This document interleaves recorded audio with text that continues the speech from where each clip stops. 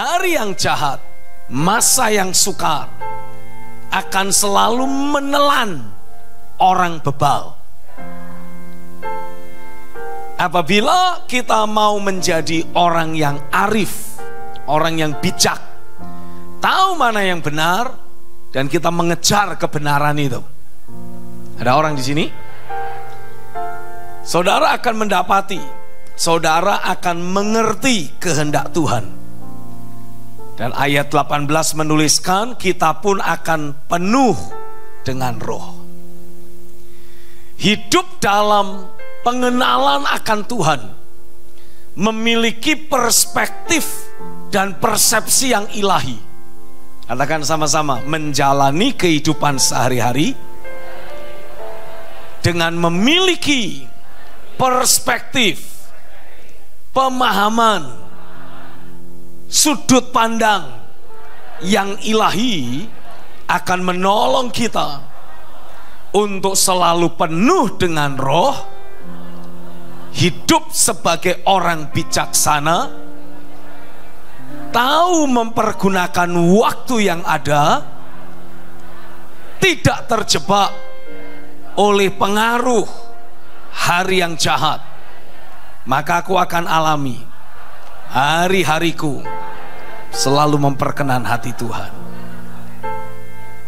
Karena suka tidak suka kita harus belajar mengakui dan menyadari, tidak semua orang percaya, bahkan tidak semua pendeta selalu memiliki perspektif, persepsi yang ilahi dalam meresponi segala sesuatu yang terjadi dalam hidupnya.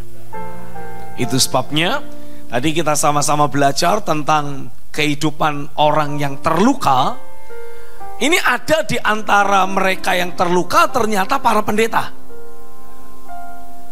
Karena tidak semua pendeta bisa meresponi secara akurat berbagai peristiwa yang terjadi dalam hidupnya. Kenapa dia bisa meresponi secara keliru? Karena dia punya perspektif yang salah. Ada sudut pandang yang keliru yang dia miliki tanpa dia sadari, sehingga ketika terjadi benturan kehidupan dalam hidupnya, dia jadi terluka. Saya percaya tidak ada satupun pendeta yang sudah melayani sekian waktu lamanya tidak pernah merasakan dikecewakan atau dikhianati oleh orang dekatnya. Pasti pernah. Tapi ketika hal tersebut terjadi, bagaimana respon kita? Ini menentukan apakah kita akan terluka atau tidak. Apakah kita akan berlanjut sampai mengalami kepahitan atau tidak. Ada orang di sini. Respon yang kita miliki ini dipengaruhi oleh perspektif yang kita punya, sudut pandang yang kita punya. Nah, sudut pandang itu sendiri dipengaruhi oleh berbagai pemahaman firman, berbagai pemahaman ilahi dalam dia melihat segala sesuatu yang terjadi. Karenanya penting buat kita untuk memastikan kita mengerti kehendak Tuhan. Pakai waktu yang ada, Alkitab bilang, untuk kamu mengerti kehendak Tuhan dan supaya kamu selalu penuh dengan roh. Karena orang yang mengerti kehendak Tuhan, orang yang penuh dengan roh, dia tidak akan bisa dilukai. Seperti ada antigores dalam hidupnya. Dia tidak akan dengan mudah mengalami kepahitan hidup. Kalaupun dia pernah terluka atau menjadi dilukai, dia dengan cepat bisa mengalami pemulihan. Halo, amin. Karenanya tidak menjamin bahwa orang Kristen atau hamba-hamba Tuhan tidak mungkin mengalami luka batin. Pasti bisa terluka. Hanya bagaimana cara kita meresponi. Apa sudut pandang dan perspektif ilahi yang kita miliki. Ini yang menentukan apakah kita dengan cepat bisa pulih. Apakah kita bisa punya antigores.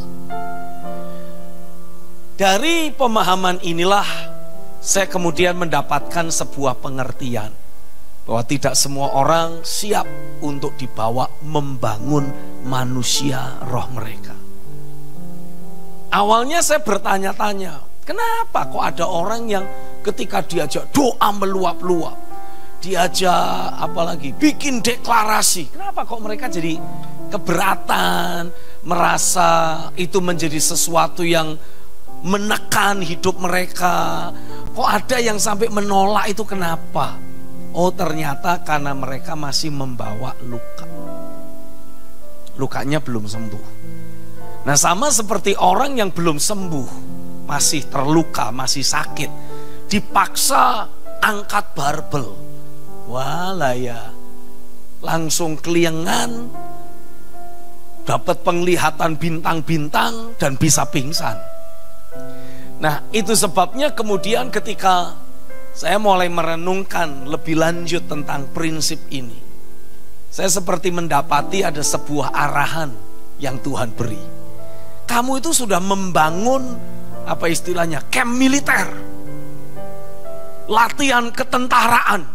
Kamu sedang terus mempersiapkan jemaat untuk menjadi prajurit dari Allah yang hidup. Tapi ada sebagian yang tidak siap. Kenapa? Karena lagi sakit. Nah, buat prajurit-prajurit yang sedang terluka hidupnya, buat jenderal-jenderal yang sedang membawa luka akibat kena sabetan pedang dalam peperangan rohani, ya jangan dipaksa langsung lari keliling lapangan. Itu lukanya bisa terbuka kembali. Jadi apa yang harus dilakukan? Mondokin di rumah sakit. Jadi dari situlah saya mendapati penting juga untuk kita punya klinik kesehatan di dalam camp militer kita. Jadi saudara sebagai para prajurit yang karena satu dan lain hal berhasil didistract oleh si jahat, punya persepsi, punya keinginan, punya sudut pandang dan pemahaman yang karena satu dan lain hal agak meleset, sehingga ketika terjadi benturan dalam hidup saudara jadi terluka, saudara bisa lapor kepada komandan saudara dan bilang, Pak, izinkan saya mondok dulu. Nggak ada orang di sini. Saya tahu semua saudara prajurit perkasa. Terluka, siapa ini? Cungkil sendiri pelornya. Lalu saudara ikat, lalu saudara lanjut perang, kena tembak lagi, siapa ini? Itulah dirimu. Tapi tidak semua orang kayak saudara. Ada banyak yang begitu dengar bom meleduk, duar, dia udah langsung depipis, meringkuk ketakutan. Kena tembak kakinya aja dia udah gero-gero, teriak-teriak, tolong, tolong. Nah, orang seperti ini jangan langsung ditembak. Dia tandu aja masuk ke poliklinik. Di sana nanti ada yang akan membalut dan menyembuhkan. Tapi kadangkala kita juga harus bebat luka kita sendiri. Setuju dong? Kadangkala kita harus membebat luka batin kita sendiri. Apa yang harus kita lakukan? Tidak ada alternatif lain. Kita harus menangkap perspektif ilahi, pemahaman ilahi dari Tuhan. Kenapa peristiwa A terjadi atas kita? Kenapa orang-orang tertentu, si A, si B, si C, membuat kita bisa jadi terluka? Nah, pemahaman tersebut akan menolong kita mengalami pemulihan. Jadi kita membutuhkan pekerjaan firman dan roh untuk menyembuhkan luka batin kita. Nah, saya mau mengajak untuk saudara belajar menyadari kehendak Tuhan atas saudara adalah engkau selalu penuh oleh roh. Tapi ketika ada yang tertembak, ketika ada yang terluka, harus segera menyembuhkan luka itu.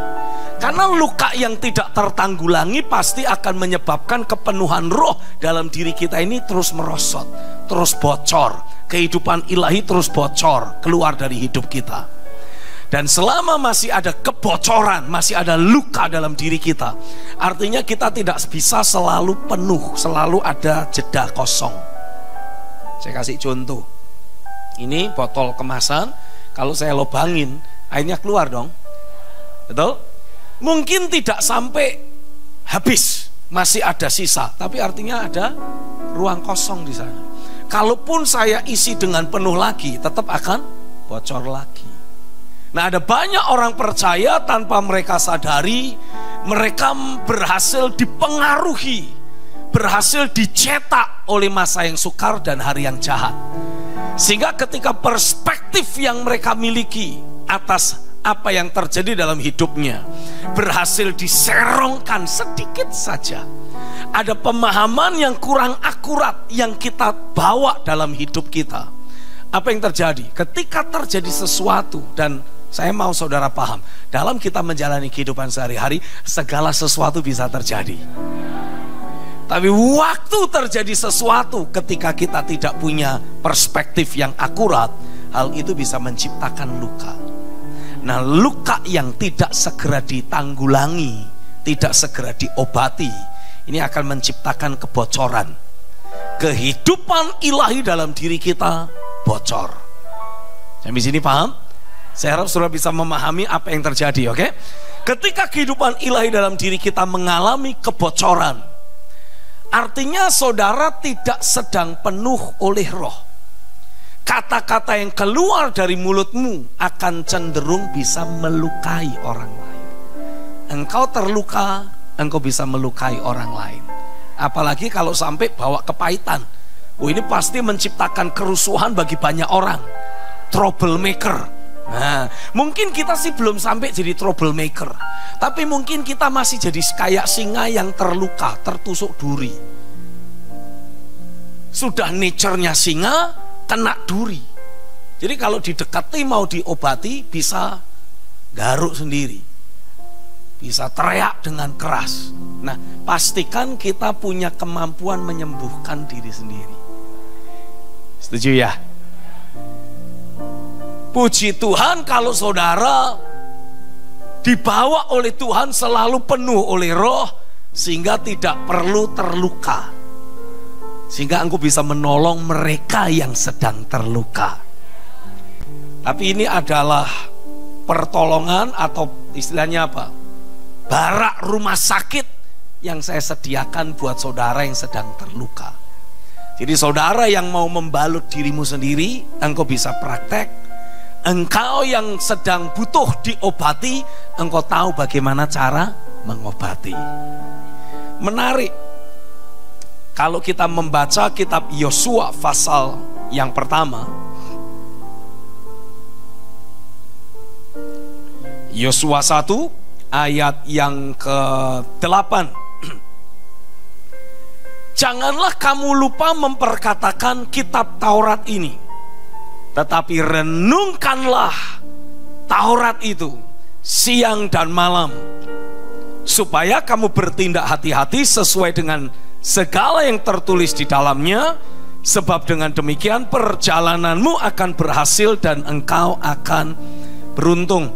Menarik untuk memahami kata renungkanlah. Itu ternyata diambil dari kata Ibrani hagah. Kata hagah itu bisa diterjemahkan berkata-kata atau bergumam. Itu hagah. Nah, menarik, kata hagah atau kata merenungkan tadi, kalau diambil dari bahasa Latin, kata merenungkan itu ditulis dengan kata medicalus, yang punya akar kata yang sama dengan kata medicine atau obat. Jadi dengan kata lain, orang yang merenungkan firman, dia itu sedang mengobati dirinya sendiri. Ya. Ketika saudara melakukan, mempraktekkan prinsip perenungan firman, apa sih yang sebetulnya sedang kita lakukan? Nah, Nah, saya coba mau mengajak saudara melihat kitab Injil Yohanes pasal yang pertama. Yohanes 1. Saya bacakan ayat 1 dulu. Lalu kita akan terus membacanya perlahan-lahan sampai ayat yang keempat, kelima lah. Pada mulanya adalah firman. Firman itu bersama-sama dengan Allah, dan firman itu adalah Allah. Ketika saudara melakukan perenungan firman, tadi dengan kata Ibrani hagah, saudara berkata-kata atau bergumam. Artinya kalau saudara melakukan perenungan firman, engkau itu sedang menarik firman masuk dalam hidupmu. Dengan saudara berkata-kata, memperkatakan firman itu, saudara sedang menarik Tuhan masuk dalam hidupmu. Inilah yang akan menyembuhkan saudara.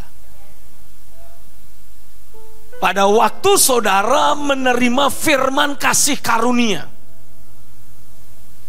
dan saudara mulai memperkatakan firman tersebut sambil mengimajinasikannya, saudara itu sebetulnya sedang menyembuhkan lukamu sendiri.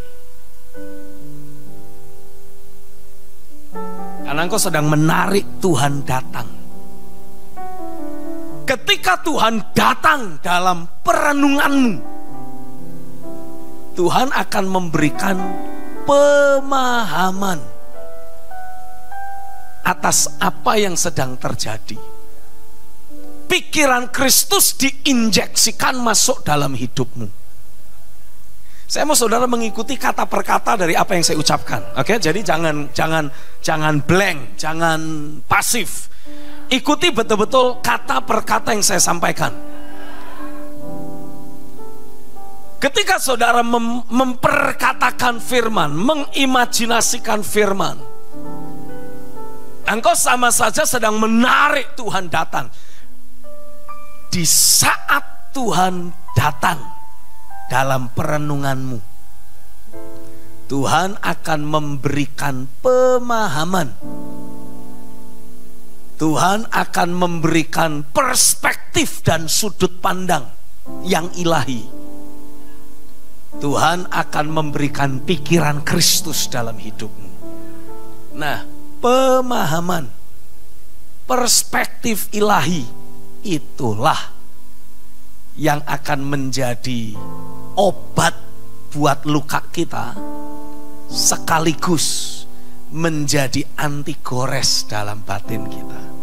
Jadi next time saudara tidak akan terluka oleh hal yang sama.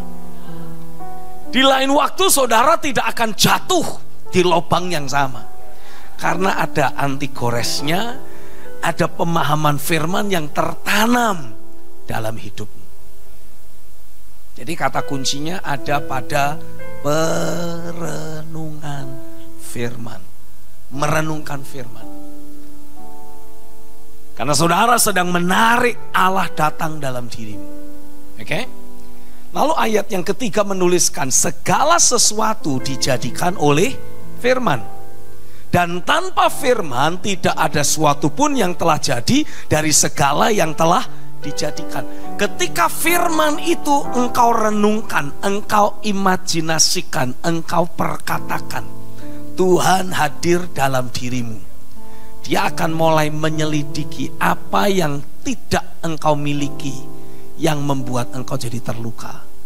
Firman itu akan menciptakan apa yang engkau belum punya, apa yang tidak ada padamu.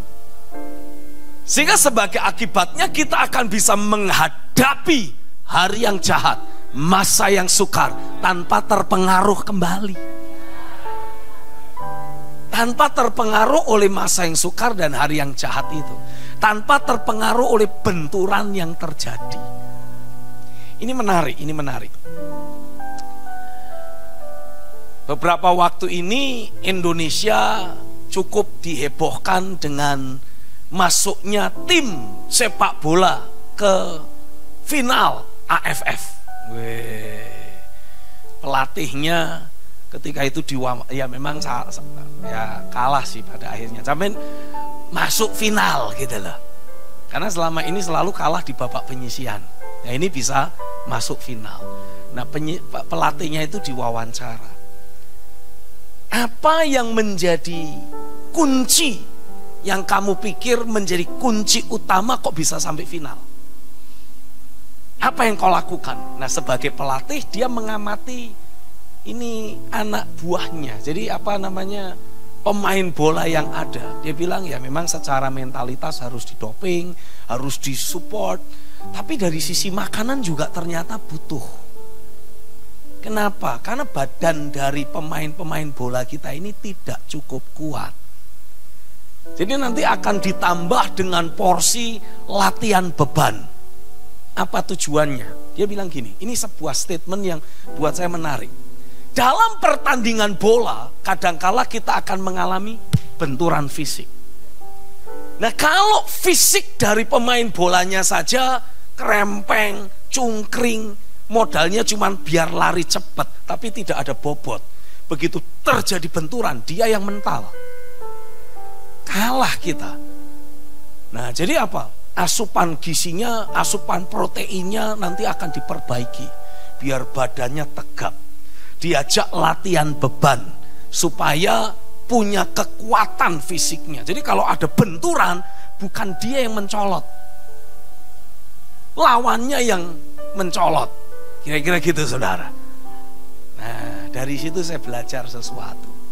Dalam kita menjalani kehidupan sehari-hari, kadangkala kita menghadapi benturan kehidupan.